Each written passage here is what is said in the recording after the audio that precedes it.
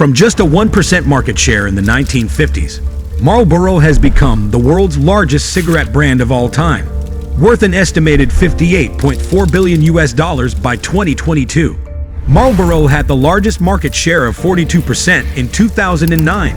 In a survey of the most valuable global brands in 2022, the Marlboro brand ranked 39th of all. The value of the cigarette brand increased by 2% over the previous year. Marlboro was introduced by Philip Morris back in 1924. Philip Morris, the giant cigarette maker, produces 700 billion cigarettes yearly. Their machines are designed to make 20,000 cigarettes per minute. They have launched hundreds of their brands, providing different flavors internationally. It is a fact that over 20% of people in the globe smoke tobacco. Smoking tobacco kills 8 million people each year, out of which almost 7 million people died due to direct tobacco smoking, and the remaining from secondhand smoking. Back in 1964, when the US government declared that smoking causes cancer, the future of the $8 billion cigarette industry was in danger within a day. While other businesses suffered a decline in revenue, one company miraculously rose from having a 1% market share to ranking as the fourth largest cigarette brand in the world in less than a year. This cancer report and the prohibition of television commercials for cigarettes permanently were meant to kill the cigarette business effectively. Instead, it helped Marlboro grow into a $58 billion brand. Here the question is, how did Marlboro become so big against all odds? What makes the Marlboro brand so unique and best-selling? And how did they make Marlboro a worldwide popular brand among young people, despite facing many problems? Let's explore Marlboro's history and survival in detail.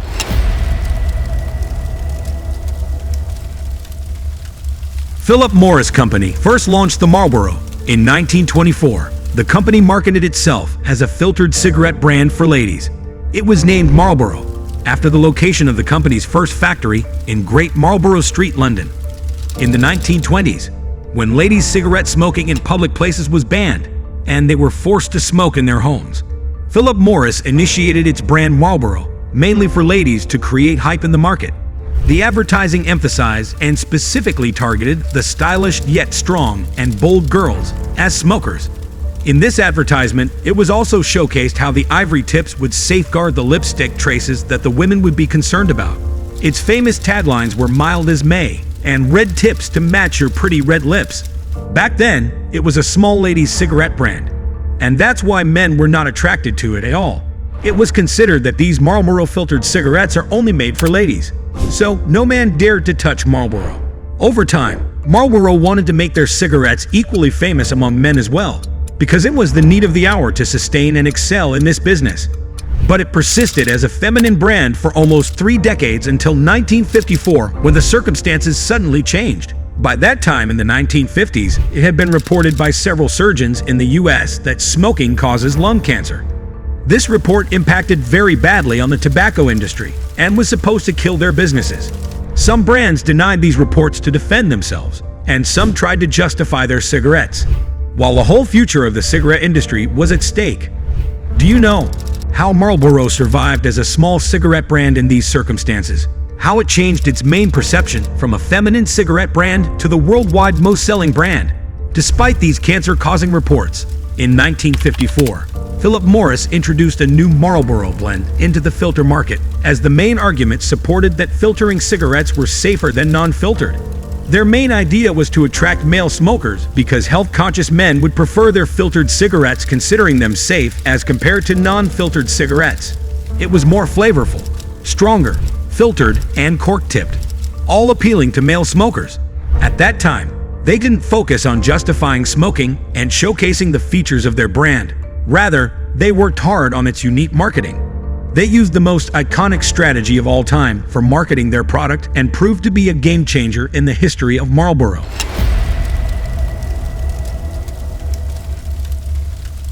For its marketing and advertisement, Philip Morris picked the Leo Burnett Company of Chicago as their new commercial partner to reintroduce this brand of cigarette. Leo Burnett was a relatively modest advertising company back then. Leo met with Philip Morris executives to present their very first Marlboro advertisement, which had been produced on Leo's farm in less than 24 hours. In this ad, they introduced a perfect character in the commercial named The Marlboro Man, who symbolized all the man aspired to be. The iconic Marlboro Man was a cowboy with an ideal physique, and the commercial portrayed him as the pinnacle of manhood. He symbolized masculinity and freedom since he was strong, kind, bold, and fashionable. He described a lifestyle, not a product. He portrayed himself as a heroic figure, while the cigarette clip was only 10 seconds into the entire commercial. They didn't focus on marketing their cigarettes, but rather tried to create an image of the Marlboro Man in people's minds. In a world full of complications and frustrations of people, Marlboro was a true representation of calmness, chill-vibed, pressure-free, and simply an independent American. He portrayed his healthy lifestyle as well as using filtered Marlboro cigarettes. That is why he was an idol, and both men and women were attracted to him. Not only this, the whole advertisement appeared to have all the elements of a big concept, appealing to the majority of male smokers, with the heroic figure of Marlboro Man and the eye-catching new packaging of cigarettes. So this ad gained instantly a huge success. This advertisement changed Marlboro from a feminine brand to the worldwide one. Lifestyle marketing, sponsorships, sampling, and merchandise were the main initiatives taken by Marlboro that contributed to its success.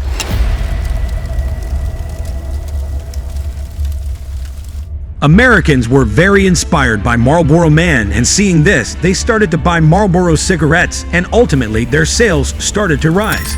In less than 30 days, Marlboro outperformed every other brand in the greater New York region. Even though Philip Morris was the smallest business in the cigarette market at the time, it achieved significant success in such a short period that it overtook all other brands. Sales increased from 18 million cigarettes in 1954 to 6 billion in 1955 to more than 20 billion in 1957, when Marlboro sold 3 times as many cigarettes in a day as it did in the entire year of 1954. It all happened as a result of growing public recognition and acceptance of the Marlboro Men in society. The campaign changed several times in the late 1950s, from Where There's a Man, There's Marlboro in 1957 to the Settle Back series, in which our Marlboro men could be seen relaxing and enjoying their cigarettes. Even athletes like Paul were involved in commercials at one point, and within just a few years, the Marlboro Man became successful to establish his main idea, what he stood for. Millions of smokers were drawn to cigarettes, inspired by the Marlboro Man because it delivers the goods on flavor, according to him. And since the product delivered on that promise, Marlboro was on its way to becoming the biggest success tale in the history of tobacco and lifestyle marketing.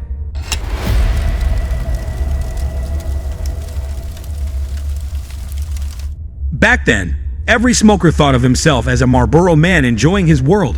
So in 1963, Leo felt the need to provide the Marlboro Man a home, one that was bigger and more expansive, and would be known as Marlboro Country. The campaign was completed finally after the creation of Marlboro Country for a cowboy, who gained popularity from being a Marlboro Man. Marlboro Country was created as a world full of nature and shown to the people through commercials. This environment was just as natural and theatrical as he was. In light of this, he gained even more credibility and heroism.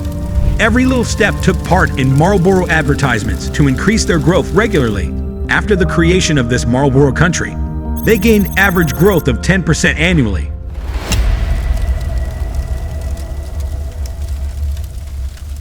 When cigarette advertising was outlawed from television in 1971, many different cigarette brands suffered, because television had been the main distribution channel for the majority of cigarettes, including Marlboro, before the Prohibition.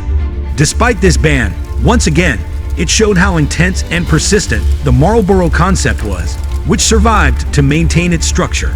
However, the Marlboro Man and Marlboro Country were so well known at that time that it was possible to make the move from broadcast to print and outdoor advertising without any major issues.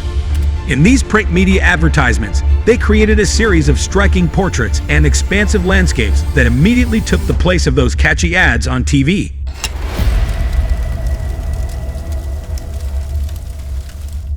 Marlboro was now a component of the United States economy and Americans' needs, as everyone wants to grow their business to take it to the heights. Similarly, Philip Morris built a strong foundation upon which they could expand and extend their business to take advantage of changing consumer tastes and attitudes. They extended their business with various new launches from time to time. Therefore, to emphasize the menthol's advantages of a cool, fresh, smooth smoke. Full-flavor Marlboro Menthol was introduced in 1966 in a king-size softbox, using Marlboro Country photography of a greener, lusher nature. In 1967, the Longhorns, later called Marlboro Hundreds, a brand new product with a gold-red roof shape that is longer, fuller, and more flavorful, was introduced in the market. In the early 1970s, due to customer interest in tar and nicotine content, full-flavor demand increased in the market. Considering the demands of customers, Marlboro launched its most famous brand, Marlboro Lights, a low-tar partner for the flavor-oriented cigarette. With the launch of Marlboro Lights, the brand's personality evolved into a softer, more delicate image while still utilizing the well-known same motifs of the roof, the cowboy, and the country. During this period, the brand experienced significant growth. In 1975, Marlboro surpassed Winston to take the top position in the U.S. market, and by 1982, Marlboro Lights had become the most popular low-tar cigarettes. In the U.S., a court ruling in 2006 banned cigarette companies from using the words mild, ultra, or similar. As a result, Marlboro Lights changed its name to the Marlboro Gold Pack. In 2013, Marlboro's packaging was changed and introduced Marlboro 2.0 in the market. Later, around 2017, further changes were made by introducing a smart seal to keep stored cigarettes fresher for longer. Marlboro is constantly striving to maintain its integrity by making various quality changes from time to time.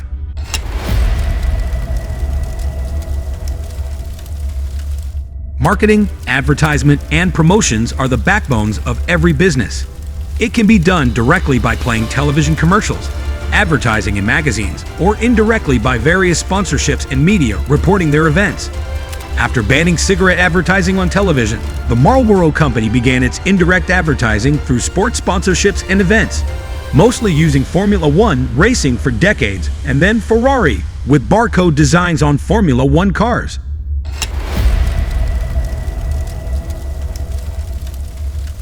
Using tobacco products can cause several serious, lifelong diseases like lung cancer, heart disorders, diabetes, and respiratory infections. While smoking is no longer the greatest cause of mortality in the United States, it still claims 1,300 lives per day. Between 80% and 90% of lung cancer deaths in the U.S. are attributed to cigarette smoking. CDC reports say that smokers often pass away 10 years earlier than non-smokers. In the United States, smoking has an annual economic cost of more than $300 billion. Each year, the U.S. spends about $225 billion on adult medical care connected to smoking. But still, the smoking tobacco sector is expected to generate revenue of $59 billion in 2023. Despite its harmful effects, the tobacco market is expected to grow by 4% annually. Globally, China is expected to generate the highest revenue of almost $13 billion from tobacco smoking in 2023. Hope you like this informative video. Don't forget to like, share, and subscribe to our channel Fortune Richers. Thanks for watching.